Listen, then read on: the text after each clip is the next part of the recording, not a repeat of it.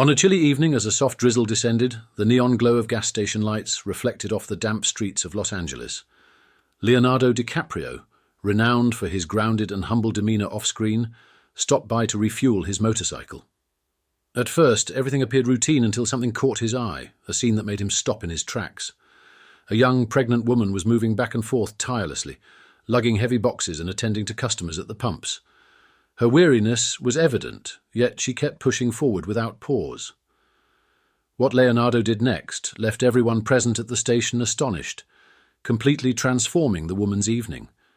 The impact of his actions would prove to be both heartwarming and deeply inspiring. The calm night in Los Angeles carried a certain somberness. On a quiet street, a gas station's red and blue neon lights flickered against the rain-slick asphalt. For most people, it was just another pit stop, but for Emily it was her lifeline. 7 months pregnant, Emily moved with determination, cleaning windshields and checking oil levels for the hurried customers. Her thin jacket and worn uniform offered little defense against the cold, but she couldn't afford to dwell on it. Tonight's earnings were crucial for her to pay another month's rent. Nearby, Sophia, her 8-year-old daughter, sat quietly under the station's awning on a creaky plastic chair, shielded from the drizzle. In her small hands was a well-used red pencil, which she gripped tightly as she sketched intently in an old activity book. Beside her lay 2 short, nearly depleted pencils, one blue and the other yellow. Despite having so little, Sophia concentrated on her artwork, pouring meaning into each line and stroke. The low rumble of a powerful engine broke the quiet as a sleek black motorcycle pulled up to one of the pumps. Leonardo Dicaprio, dressed in a black leather jacket, dismounted gracefully, removing his helmet to reveal slightly damp, tousled hair. His gaze swept the scene before him, pausing on Emily as she diligently cleaned a windshield, her polite smile masking her obvious fatigue. His attention then shifted to Sophia, engrossed in her drawing as if she were crafting something significant. Intrigued, Leonardo stepped closer to the little girl and glanced at her work. It was a simple yet detailed depiction of a kitchen, steaming pots and pans on a stove, a table in the centre, and a counter with a blank sign above it. He leaned in slightly to observe the careful lines, noticing how Sophia was fixated on completing one particular section. "Do you enjoy drawing?" he asked gently. Startled by his voice, Sophia glanced up briefly but nodded shyly. "I like drawing places I want to go," she answered softly. Leonardo smiled warmly. "And this place? What is it?" Sophia hesitated, gripping the red pencil tightly as she glanced back at her sketch. Before she could reply, Emily approached, wiping her hands on her apron. "Sophia, don't bother the gentleman," she said with a polite but weary smile. "She's not bothering me," Leonardo replied kindly. "In fact, I'm learning about her drawings and the places she dreams of seeing." Emily's expression wavered between curiosity and caution, but before she could respond, a car horn blared at a nearby pump. "Excuse me," she said, rushing to assist the customer. Leonardo watched her retreat before turning back to Sophia, who resumed adding details to her sketch. Something about the moment struck him as profound. The simple drawing, though modest, seemed to carry more than just pencil marks. It held a dream, one he felt compelled to understand. As the night wore on, Emily's pace slowed. Her pregnancy, coupled with the night's physical demands, was taking its toll.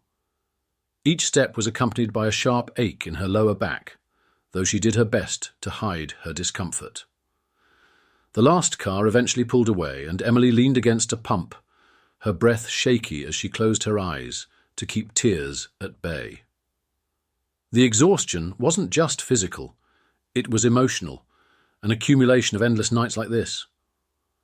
Leonardo observed from a distance, noticing how she adjusted her uniform and mustered a smile as she returned to her daughter. Sophia looked up from her sketchbook, sensing her mother's struggle. "Are you okay, Mama?" she asked softly. "I'm fine, sweetheart," Emily replied, forcing a smile as she sat down beside Sophia. Leonardo, unable to remain a passive onlooker any longer, approached with quiet steps. "Excuse me," he said gently, careful not to startle her. "You seem very tired. Can I help you with something?" Emily looked up, surprised by his offer, but instinctively shook her head. Thank you, but I'm fine. It's just some back pain. It's normal with pregnancy. Normal doesn't mean it's okay, Leonardo replied, his voice calm and filled with compassion. Emily looked down, unsure how to respond. There's not much anyone can do, she murmured. It's just life. Leonardo didn't push further, but noticed the way she instinctively held her lower back as she shifted in her chair. He crouched slightly, staying at a respectful distance, yet his concern was evident. Do you do this every night? Leonardo asked softly. Emily nodded, her gaze fixed on the distant horizon rather than on him. 2 nights a week here, she explained, and in the mornings I clean offices. It's how I pay the rent and keep Sophia in school. Leonardo stayed silent for a moment, absorbing the weight of her words. And when do you get time to rest? He inquired gently. Emily let out a quiet laugh, one devoid of any real humour. Rest, she repeated. I don't really have the luxury for that. The bills don't stop coming, and with the baby on the way, I need to work even more. I don't have another choice. It shouldn't have to be like this, Leonardo murmured under his breath, almost to himself. For the first time, Emily looked directly at him, her tired eyes revealing just how much she had endured. But it is, she replied firmly. At least for me. I made decisions that brought me here. I can't complain. Complaining doesn't solve anything, especially not for Sophia. Nearby, Sophia, who had been listening quietly, reached out and placed her small hand over her mother's. You do everything for me, Mama, the girl said with heartfelt sincerity. Emily's expression softened, though tears shimmered in her weary eyes. Because you're all that matters, Soph. You're the reason I keep going, she whispered. Leonardo watched the tender exchange between mother and daughter, a deep empathy settling over him. It was clear to him that Emily was carrying more than just the physical burden of her pregnancy and demanding jobs. She was also bearing the immense emotional weight of ensuring her daughter's well-being and giving her a life of dignity, even when the odds seemed stacked against her. Emily's voice wavered as she continued. Sometimes I wonder if I'm doing enough. If one day she'll look back and think that all I ever did was fight to survive but never actually live, that I never gave her something beautiful.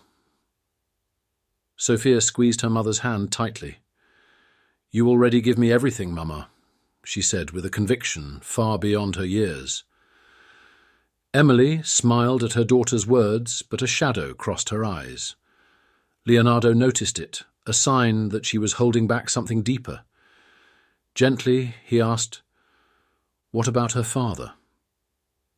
Emily froze momentarily, then answered hesitantly. He left when he found out I was pregnant again. Leonardo felt a pang of sadness at her words. He said he couldn't handle the responsibility of another child, that it was hard enough with one. So he packed his things and walked out, Emily explained, her voice faltering slightly. Sophia looked up at her mother with sorrowful eyes, but remained silent. Emily gave her daughter's hand a comforting squeeze, trying to reassure her despite the heaviness in her own heart. And you? Leonardo asked quietly. What did you do after that? Emily straightened her shoulders, drawing on a practiced strength that seemed second nature by now. I kept going. I didn't have a choice, she replied simply. A car horn blared from pump 2, cutting through their conversation. Emily sighed and quickly stood. Excuse me, sir. Duty calls, she said before walking briskly toward the customer. Leonardo stayed rooted in place, his eyes following her as she moved. He noticed the slight limp in her step and how the weight of her pregnancy was evident in her every movement. His gaze shifted to Sophia, who had returned to her seat. The girl held her red pencil tightly, but her focus was still on her mother, her young face etched with a worry far too heavy for someone her age. Your mum works a lot, Leonardo said softly, crouching down to Sophia's level. The little girl nodded, gripping the red pencil tighter in her small hands. Sometimes she cries, Sophia admitted in a hesitant voice, when she thinks I'm asleep. Leonardo felt a sharp pang in his chest. Why does she cry? He asked gently. Because she's so tired, Sophia replied quietly. She hesitated for a moment before adding, and because, like Mama said, Papa left when he found out about the baby. Her voice grew firmer, and she pressed the pencil harder onto her sketch, as if trying to channel her feelings into the page. He didn't want another mouth to feed. Leonardo didn't respond immediately, letting the weight of her words sink in. His gaze moved back to Emily, who was busy attending to the customer, her every step heavy with exhaustion. The resilience she showed and the flicker of hope still visible in Sophia's innocent eyes stirred something deep within him. Standing beside Sophia, Leonardo's thoughts began to race. He didn't have all the answers yet, but one thing had become clear: he couldn't stand by and do nothing. This family's struggles couldn't be ignored, and he resolved in that moment to make a difference, to change their lives in a way they never expected. The light drizzle continued, making the air feel colder and heavier. Emily adjusted her worn jacket over her shoulders, a shiver running through her tired body. Sophia, seated beside her, was scribbling another drawing, though she frequently looked up as if sensing her mother's burdens. Leonardo stood a short distance away, quietly observing the mother and daughter. The contrast between Sophia's innocent energy and Emily's visible exhaustion was striking. Despite her best efforts, Emily couldn't fully hide the toll her struggles were taking on her, both physically and emotionally. Breaking the silence, Leonardo asked gently, "Can I ask you something, Esti?"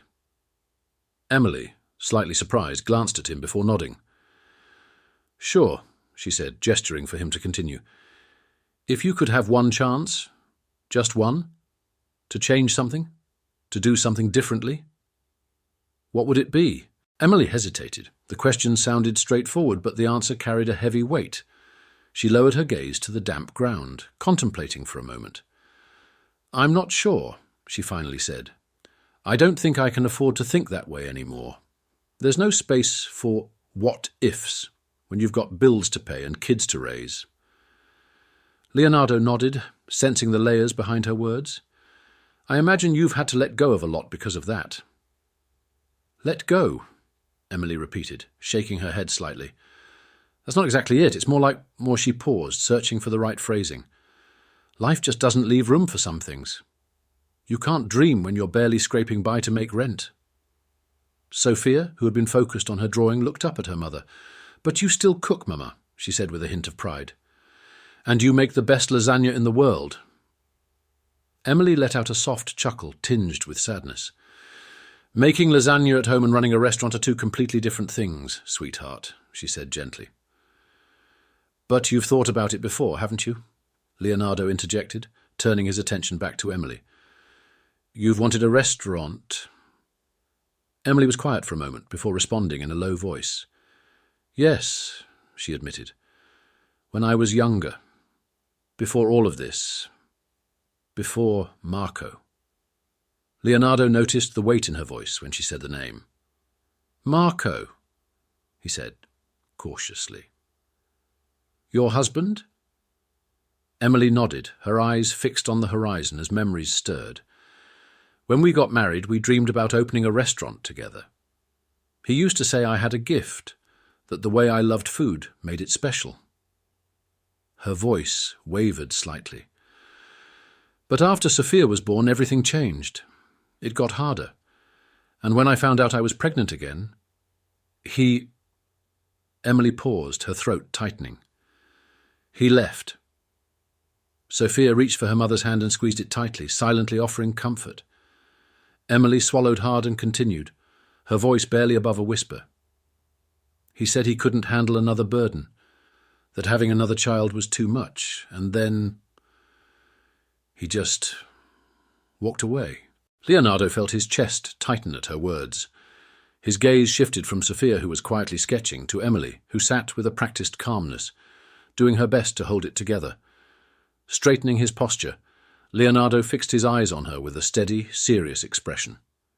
"Maybe it feels like you don't have any options right now," he said. "But what if you had help? What if there was a way to change that?" Emily frowned, her skepticism evident. "I appreciate the thought, but I don't need anyone's charity. I'm fine." "I'm not talking about charity," Leonardo replied firmly, though his voice remained kind. "I'm talking about an opportunity, something that could help you start dreaming again."